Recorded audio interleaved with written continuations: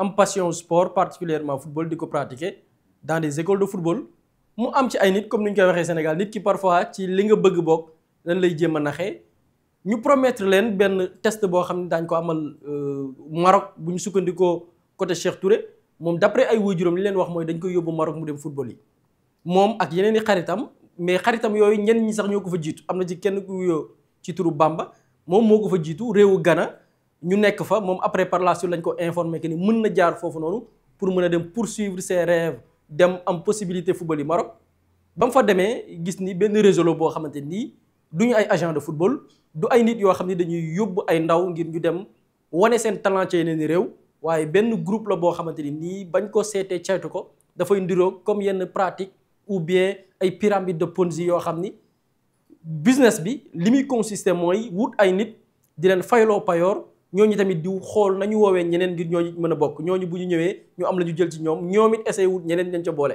ñu gis ni noonu la demee njabootu Cheikh Touré xëy bés ñu yëgal leen ni seen i doom dafa ñàkk bakkanam information bi ñu ci bari doon nañ wax ni dëgg la am lu dëgg mais par la suite les autorités compétentes à savoir ministère bi ñu dénk wàllu bitim réew ak doomi Sénégal yi moo def communiqué dëggal ni Cheikh Touré suñu borom jël na ko ñu nekk nag di coopérer nee nañ sax nañ envoyé ay ndaw foofee ca Ghana ngir ñu mener des opérations par rapport ak doomi sénégalais fa des waaye tamit dossier ki nga xam ne mooy Cheikh Touré ñu topp ko xam ñan ñoo ko def ak ñan ñoo xamante ni laale nañ ci. beneen information biñ ci jàpp yëg nañ benn information yu tukkee réew Ghana ñu ne indi woon nañ ko ci benn barabu fajukaay te ku ko fa indi woon joxe na tur noonu la tudd wala tudd ko mais en tout cas tur ba mu joxe nee na Issa la tudd ñoo ngi koy topp ba tey réew Ghana tamit def nañ communiqué ne ñoom it ña ngay caytu mbër ya club ba ñu waxoon ni fa la ñuy yóbbu xale ya ñu koy woowee PAC ak académie ñoom it def nañ communiqué parce que xale yi ñu ci bari ba ñuy dem club boobu noonu lañ leen wan à travers seen logo listel leen pièces yi nga xamante ni moom nga war a présenter pour mën a dem intégrer club boobu noonu club boobu bi coow li baree ñu ne xale yi fa lañ daan dem ñoom génne nañ communiqué ne participer wuñ ci benn campagne de recrutement yónniwuñ benn agent pour mu dem beneen dëkk di leen wutali joueur génne communiqué bi weddi tuuma waaye li ci bees wala boog xibaar bi ci wér mooy campagne boobu c'était pas une campagne de recrutement de joueurs ay arnaqueur la yoo xam ni mënees nañ ko méngalee sax ñu ci mel ni yenn ci ay business yu ñuy wooyu du sax business mais système d'arnaque yi nga xam ni comme ay QNet ku ci ne dañ lay jéem a téye la ci barab nga jël ay téléphone di woote képp koo xam jaay ko benn rêve boo xamante nii dina susciter intérêt pour mu ñëw rejoindre ña ngi koy mi ngi xewee Ghana waaye développement bi sujet bi mu jël gis nañ ni ma ngay am ci yeneen réew yu ci mel ni ay Côte d'Ivoire et Burkina Faso donc foofu la mbir mi tollagum état bu Sénégal mi ngi ciy teg ay jéego famille yi tamit ba tey ñu ngi woote wàllu ndaw ya fa nekk tamit xëy na soxla nañ dimbal réewu Ghana comme ni ma ko waxee sànq Sénégal nee nañ ña ngi fa yebal ay ndaw ngir ñu dem xool caytu mbir ya nu mu demee actuellement loolu daal lañ ci xamagum par rapport ak dossier bi sànq laata l'émission bi di commencer gis nañ ne am na benn bataaxal bu tukkee ca réew ma xëy na après ñu ñëw ci ak ay leeral. effectivement am na benn bataaxal bu fa tukkee ndax nag waa ambassade bu Sénégal bi nekk foofu waxoon nañ ak lëkkaloo gu dox seen diggante ak police tax na ba am ay enquêtes yoo xam ci tàmbali woon nañu ko def police bu Ghana yi tamit ci benn communiqué bu ñu defoon wax ni yónni nañ ay ndaw ca Ashanti mooy dëkk bi nga xam te ni foofu lay jéey bi xewee ñu ne yóbbu nañ fa ay enquêteurs yóbbu fa aussi ay experts pour caytu mbir mi naka la demee wante itam Issa bi leen buri wax sànq ni moom mooy yóbbu woon Cheikh Touré ci l'hôpital bi itam def ay gëstu ci moom ndax jàppoon nañu ni suñu tegee loxo ci moom danañ ci am ay xabaar yu gën a yaatu ci mbir yooyu naka la demee enquête boobu ñu waxoon ni ñu ngi koy def mënees na jàpp ni mu ngi wéy jamono jile police bu Ghana am na benn communiqué boo xam te def na ko sànq nii ci biir communiqué boobu loon ñu ngi cee wax ni luy tolloog juróomi nit teg nañ leen loxo ñoom nag ay ressortissants nigérians lañ maanaam ñoo xam te dañu bàyyi ko ca néew bu Nigéria la tax ñu teg leen loxo nag mooy jàpp nañ ni dañuy def trafic humain et de cybercriminalité ñu nag ca département des enquêtes criminelles ñoom ñoo def li nga xam te moom moo nekk exploit boobu nekk benn bànqaas bu nekk ci police bu Ghana loolee tax nag seen liggéey boobee ñu teg ci loxo juróomi nit te bi itam tax na ñu libéré luy tolloog juróom fukk ak juróom-ñaari doomu aadama yoo xam te nii dañu leen tegoon loxo ñoom itam am foo xam te bëggoon nañ fay jaar ak ñoom police jamono ji leen daal dina leen sowe teggi leen loxo ñaari suspect yi nga xam te identifié nañ leen kenn ki mu ngi yooyu ci turu Joël Noza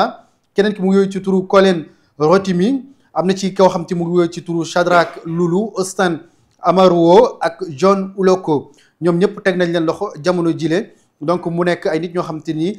police bu Ghana nee nañ ci anam bi ñu leen jàppe daal mooy ay nit la ñoo xam te ni xëy na dañu doon jaay seen moromi nit wala di leen dugal ci ay mbir yoo xam te ne nii jaarul yoon. ñu ne investigation yi njëkk yi nga xam te ni def nañ ko dafay firndeel ni réseau boobu noonu dañ doon gérer benn trafic d'être humain boo xam te ne nii dañ doon attirer ay nit ak ay góor ak ay jigéen di leen jéem a indi ca réew ma bu ñu leen indee ba foofu noonu ba noppi di leen defloo ay mbuxum ci lu ci jëme ni wàllum cybercriminalité wala yeneen i arnaque yoo xam te ni ñoom dañ leen ci dugal. seeni at mu ngi toll ci fukk ak juróom-ñett jàpp ñaar fukki at ak juróom-benn ñi nga xam te ñoom lañ fa indi woon. ñu ci biir opération boobu itam police jot na teg loxo luy toll ak juróom-ñaar fukki ordinateur ak juróom-ñaar teg na loxo yi tamit luy toll ak fanweer ak juróom-ñett ci ay téléphone portable luy toll ak ñaari oto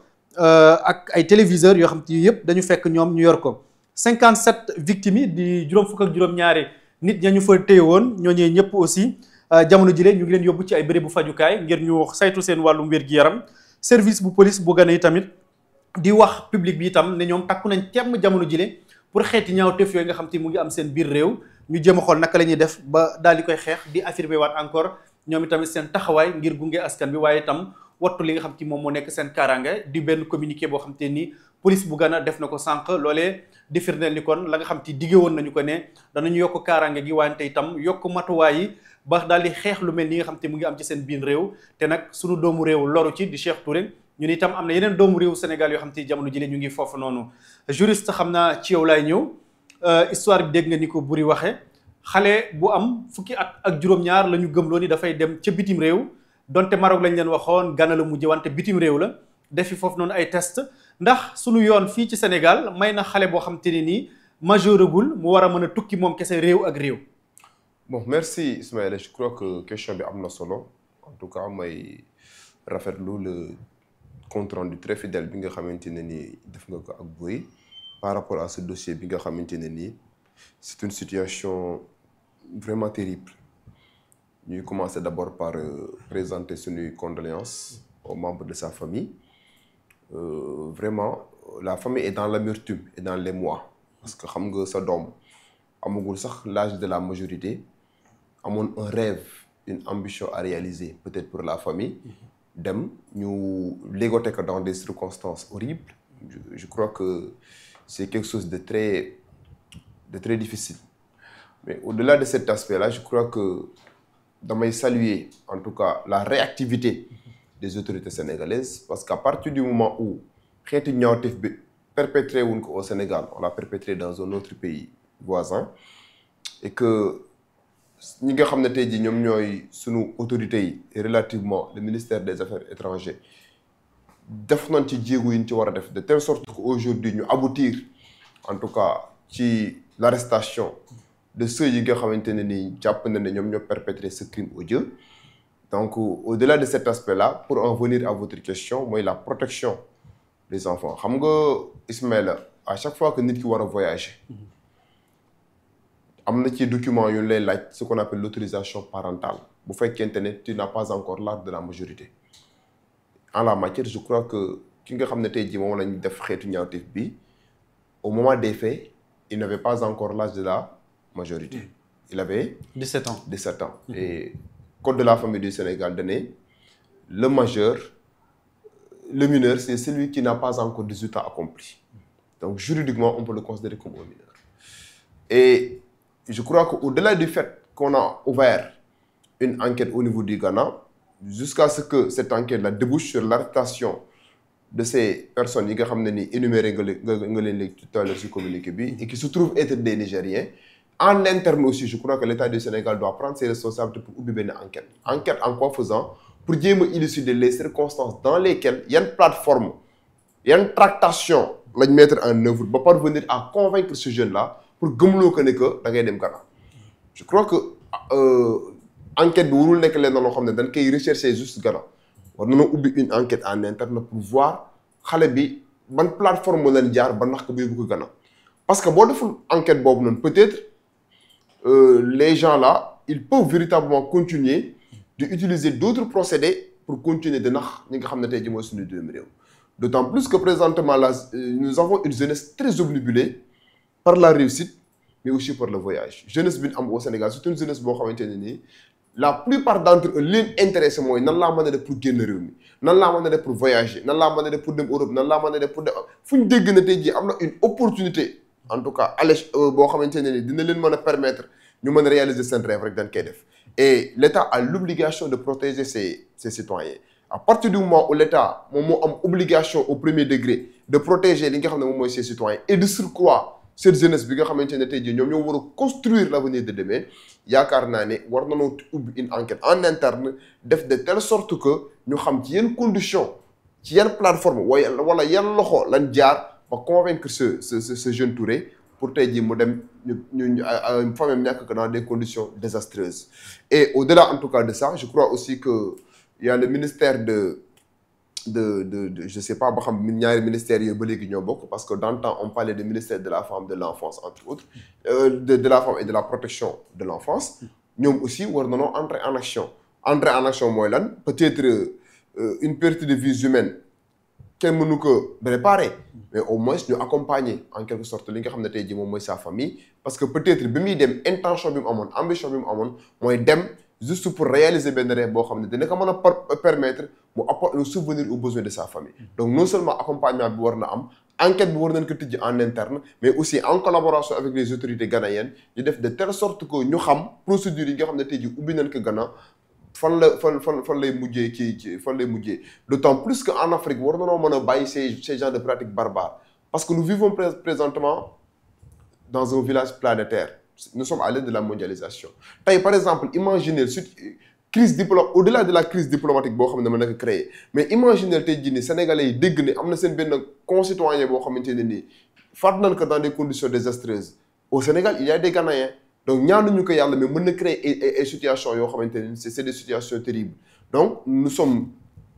un pays boo xamante ne li ñu caractériser au reste du monde mooy notre hospitalité donc yaakaar naa ne en Afrique war nañoo mature ba yenn pratique barbare ñu jël ko ñu mettre ko de côté donc yaakaar naa ne autant d'éléments yoo xamante ne tey jii yaakaar naa ne buñ ko intégrer dans l'analyse mooy état def de telle sorte que en tout cas protection bi nga xamante ne war nañ ko def ci ay citoyens relativement la jeunesse ñi nga xam ne amagul même l'âge de la majorité ñu def ci protection boobu corser aussi moi je dis même corser li nga xam ne tey jii moom mooy les conditions de voyage des jeunes te am na ci lenn loo xam ne déjà am na parce que Sénégal pour nga voyager nekk mineur il va falloir impérativement que tu mets sur la table une autorisation parentale est-ce qu'il avait cette autorisation parentale là avant de voyager ça c'est une interrogation en tout cas qui se profile à l'horizon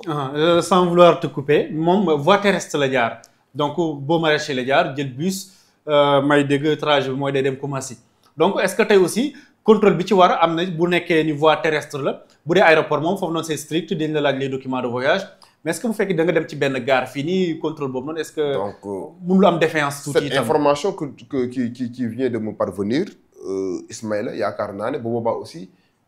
le ministère bi nga xam ne tey jii moom moo am wàllum dem dikk gi il est interpellé parce que bu fekkente ne par exemple nit mën na def un voyage traverser dëkk ak dëkk le contrôle bi war a am warul nekk leen na loo xam ne danoo war a bàyyi bañ àgg ci frontières yi mais bi nga yéeg ci oto bi lan la war a wax yow fan nga jëm fee laa jëm am sa carte d'identité mineur nga est-ce que say parents coopéré naan est-ce que say parents xam nañ fi nga jëm mais ñu interroger la bu fekkente ne joxe woo ay explication yoo xamante ne nii yu convaincre en quelque sorte ñi nga xam ne tey jii ñoom ñooy def contrôle boobu nag convaincre leen mais ñu loolu la ñu delloo la ne la mënoo voyager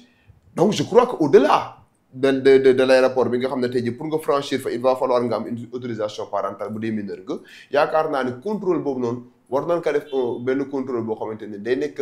au niveau en tout cas des gares yi nga xamante ne tey jii nii kat ay oto dañ fay jógee di def des voyages entre les au niveau de la sous-région donc képp koo xamante ne tey jii war nga voyager waxuma sax Ismaïla un mineur mais même majeur booy déparé ci oto di voyager nga bëgg a jógee Sénégal dem benn dëkk da la war a laaj sa pièce d'identité pour xam ne au moins Sénégal diw kat suñu benn citoyen jóge na fi ba mu fiy jóge na fi heure temps nee na kat day dem temps bu ko defee tey jii la traçabilité day yomb mais bu fekkente ne par exemple nit mën na am possibilité yi jógee ko këram yor paasam dem boo maraîcher taxaw Ghana laa jëm wala Mali laa jëm wala Guinée laa jëm donc là y a une défaillance en tout cas au niveau en tout cas des contrôles te contrôle bi warul nekk leen loo xam ne dañ koy yemale aéroport parce que au-delà de l'aéroport les gens peuvent emprunter d'autres voies yoo xamante ne la voie terrestre comme vous venez de le mentionner pour mën a jóge Sénégal dem ci beneen dëkk te yooyu genre situation yooyu bu amee rek au mépris de l'État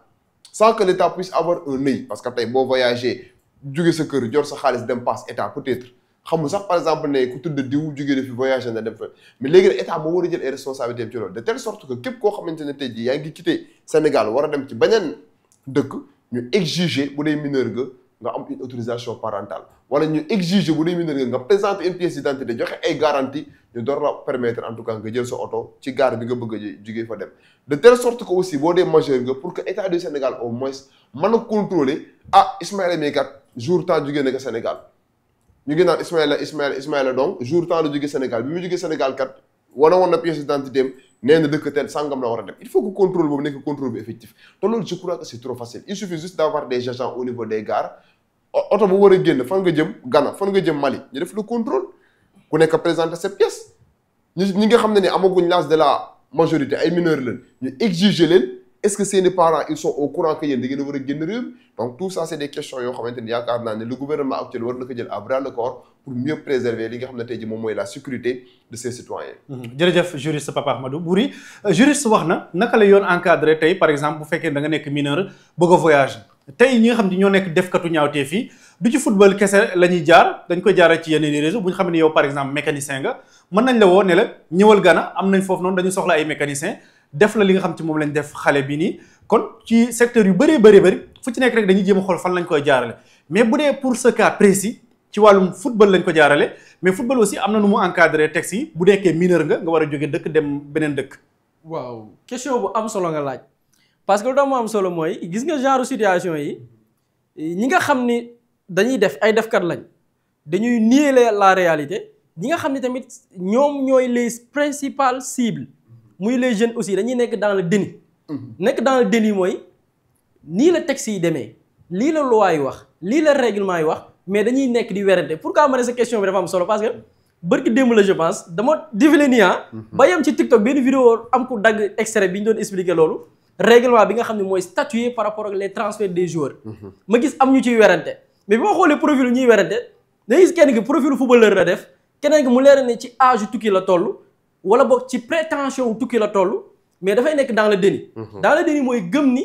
mën na tukki te mineur la wala papier am kër gi di ci nekk matul 18 ans mu bëgg a gëmloo ñeneen ñi que ni jeune bu amagul bu am moyen de 18 ans mën nga dem tukki alors que texte yi dafa leer moo tax ma ne bu ñu amaatee occasion naa ci revenir pour mu leer pour que ñu bañ a ndax benn jeune bëgg leen gëmloo que ni un mineur mën nañ ko yóbbu dëkk ak dëkk sans l'aval de ses parents ou bien sans que même ses parents nekk ci dëkk yooyu parce que lan la loi bi wax FIFA wax docteur souligné na ko sax dafa am tey le trafic humain dafa yàgg am mais boo xoolee dans le domaine footballistique FIFA dem na ba jàpp ni même des mineurs sont victimes ay nit c'est des soi-disant agents dañ koy def am ñoo xam ne c'est des agents yoo xam ne am nañ licence am na ñeneen ñoo xam c'est des agents yoo xamante ni sax mën nañ trafiquer licence di gëmloo jeune bi que ni à moins de 18 ans mën na la jël yóbbu la fu ñu la neex alors que mënul nekk jamono yooyu la FIFA modifié waat son règlement surtout en ce qui concerne le règlement du statut et du transfert des joueurs partie boobu pour que mu leer pour que jeunes yi ñu bañ leen di nax ñi nga xam ne dañ nekk dans le déni tamit jàpp ni mën nañ tukki à moins de 18 ans sans l'aval de leurs parents que mënul nekk parce que li texte yi wax dafa leer dafa ne boo jëlee poñ bi ñu jagleel protection des mineurs dans le règlement de la FIFA dañ ne en principe le transfert international d'un joueur n'est autorisé que si le joueur est âgé de moins de 18 ans parce que dama gis am ku ne non waxuñu transfert intercontinental la ñu wax ce n'est pas transfert intercontinental transfert international la FIFA wax c'est-à-dire transfert international mooy jugee Sénégal gi dugg Gambie transfert international la bu la jëlee Sénégal tamit yóbbu la Ghana transfert international la donc ce n'est pas un transfert intercontinental les textes de la FIFA sont très clairs le transfert international d'un joueur n'est autorisé que si le joueur est âgé de moins 18 ans fukki at ak juróom-ñett FIFA nee na boo ko amul mënoo jugee ci dëkk dem ci dëkk pour footballi mu leer texte bi leer na maanaam dëkk ak dëkk mën na nekk Sénégal Gambie mën na nekk Sénégal Ghana mën na nekk Sénégal Côte d'Ivoire mën na nekk Sénégal Espagne mën na nekk Sénégal France mu ne les 3 exceptions suivantes s'appliquent waaye am na ay exceptions ñu ne si les parents du joueur s'installent dans le pays du nouveau club pour des raisons étrangères au football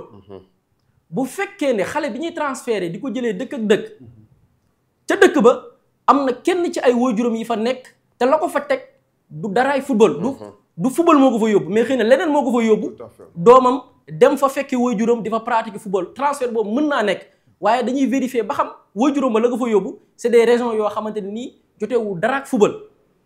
mu ñëwaat bee ne si le transfert a lieu permettre nañ ko bu fekkee ne transfert bi amee na à l'intérieur de l'Union européenne. c'est-à-dire que loolu concerné wuñ ñun Afrique. européen Union européenne réew ya ca bokk ca Europe permettre nañ xale bu am moins de 18 ans ñu transférer ko dëkk ak dëkk. ou au sein de l'espace économique européen dëkk yi nga xamante ni sëkk nañ jëflante ci wàllum koom te nekk Europe may nañ xale bu amagul 18 ans ñu transférer ko dëkk ak dëkk par exemple jeune français bi amagul 18 ans mun na jógee dem ci beneen dëkk bu bokk Union européenne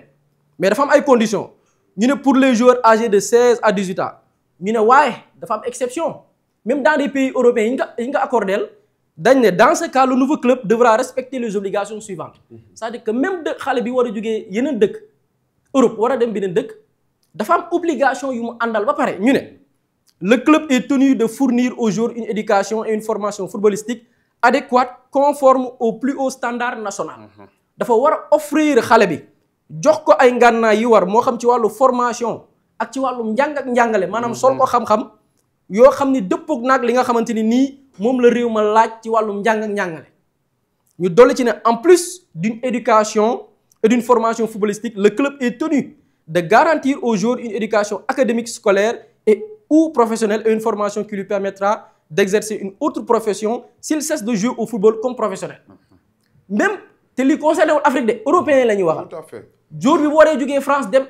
beneen dëkk Union européenne war faa footballé dañ ne daf ko dëkk club ba koy accueillir daf ko war a garantir tàggat ko ci wàllu football waaye tàggat ko ci wàllum jàng. tàggal ko tamit ci wàllu métier pour bi échouer ci football bi. mu am beneen xam-xam ca beneen domaine mu am métier. lii dafa am ci obligation yi ñu dolli ci leneen le club est tenu de tout mettre en œuvre afin d'offrir un encadrement optimal aux joueurs, hébergement optimal dans une famille d'accueil ou dans le centre du club, mise à disposition d'un tuteur au sein du club. zone bi affaire di concerné muy Europe même xale bi bu amagul 18 ans dañ ne club bi daf ko war a mettre ci benn cadre boo xam ne dafay am encadrement du nekk xale boo xam ni dafay nekk doxandeem ca biir dëkk ba ngir loolu dañ ko war a offrir benn hébergement boo xamante ni ci benn famille lay nekk bu koy accueillir wala ci biir club bi am centre de formation mun nga jël comme ay centre de formation Paris Saint-Germain ñu héberger ko foofu noonu jox ko yar wi war dolli ci ne le club est tenu optimal dans une famille d'accueil ou dans le centre du club mise à disposition d'un tuteur au sein du club xale bi tamit am koo xam ne daanaka mooy nekk waajuram muy tuteuram moo koy jël en charge xale bi lépp lu mu soxla ñu defal ko ko donc texte FIFA yi lii la wax texte FIFA yi waxul transfert intercontinental lenn rek misaal la lenn rek exemple la jàmbaar am nañ ay joueurs yi ñuy formé amaguñ 18 ans génération foot am na jeunes yi ñuy formé amaguñ 18 ans la moo tax jeunes yooyu demuñu football yeneen club parce que amaguñ 18 ans absolument te seeni parents mënuñu leen jël transféré leen ñu dem foofu noonu donc dañuy obligé rester Sénégal ba am 18 ans ñu soog leen a yóbbu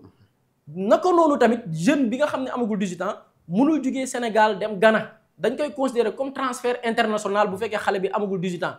donc loolu précision la moo tax ma ne question bu am solo la lu ci ne dafa am lu ko garanti malheureusement nag gis nga les arnaqueurs dañu jéem a nax xale yi da leen di jéem a gëmloo leneen loo xam ne du lu texte yi wax jeune bi xam ni lii texte yi wax même bu ko nit lijjantiloon ba mu dem beneen dëkk tant que amul 18 ans du football foofu noonu te même bu demee feneen bu ko club formateur am toppee mën nañ yàq carrière am je donne seulement un exemple wala sax mën naa ko bañ a citer parce que jeune la mi ngi topp carrière mais amoon na fii benn jeune boo xam ne avant muy am 18 ans jàmbaar la nekkoon nijaayam moo dafa waroon dellu ci club formateur bi nijaayam téye ko na ko wéy dinañ la lijjantil nga dem beneen club jeune bi ñu jël ko jaabanteloo ko yóbbu ko ci ay club jeune bi toog na des années entraîné wul compétirul pour lan parce que amagul 18 ans te nijaayam moo ko jëlee Sénégal na ko bul dellu ci centre parce que centre bi dafa lay tardeel yóbbu ko jour bi si année bii passé wala avant dernière année bii passé la commencé compétir parce que amagul woon 18 ans te boo xoolee même dans ses performances jour bi dafa des performer lu ba tey dans chaque club bi mu mës a jaar boo xoolee ñu ngi koy transférer parce que amul stabilité dans sa carrière donc jeunes yi nañ ci gën a bàyyi xel xam ne li texte yi wax loolu la texte yi wax ñu gën a vigilant gën a moytu gën di déglu aussi ñi xam ak ñi nga xam ne am nañ de bonnes intentions parce que gis nga agent yi dafa am sama benn xarit bu ma ciy waxal ñoo fowandoo temps booy lépp football lay dund football la xam quoi damay expliquer ni même y a des gens yoo xam ne dañuy trafiquer ay kii licence agent comme licence agent yi ñuy jox FIFA ñi muy adressé am ñoom dañu koy jël di ko trafiquer dugal ko ci ordinateur copier coller modifier di ci naxee journal wooy alors que loolu mën nga ko dem vérifier te y a des plateformes yoo xamante ni nii mën nga fa dem xam nañ agent yi nga xamante ni nii ñoom la FIFA reconnaît les licenciés ñi am licence FIFA yëpp di nga fekk leur liste ñu def ko donc ces vérifications qui vous coûtent pas 10 minutes waxtaan ci say mbokk nëbbatu naam baax na parce que on est dans un pays boo xam ne surtout tukki gars yi dañuy nëbbatu quoi dañuy préférer bàyyi ba yegg allo diw maa ngi dëkk sangam bon da nga leen di comprendre donc parce que c'est culturel parce que am na ñoo xam ne dañ la naan sax man sama mbir bu siiwee du baax mais au moins am na ñaar ñetti nit ñoo mën a laaj ñoo xam ne xëy na ba de jàpp nga ni ñii ñu maandu lañ nga laaj leen balaa ngay dugg ci dara bañ a déglu ñenn ñi nga xam ne xëy na peut-être ay agent la seen bopp kese moo leen intéressé waaye lii sax dafa jéggi cadre football ay nit la yuy mbubboo football xamuñu dara ci football xamuñu lu texte yi wax ñooy jël xale yi di leen exploiter ba tey ñoo ngi gis les conséquences yàlla bu mu dollee ko yàlla na fi am waaye ñu mu dalagul nag ñu teer leen a artu ñu xam les textes moytu di laaj conseil. jërëjëf Boury juriste dafa mel ni tout est question de droit. est-ce que yéen ñi nga xam ci seen xam-xam ci wàllum yoon la màcc fii ci Sénégal ay club de foot dinañu faral di ñëw di leen consulter di leen laaj seen i avis ak yu demee wala sax yéen collègues yi ñu leen engagé ci ay club de foot ñu di fa intervenir pour cas yu mel ni bu amee ñu wax parents yi wala ñi nga xam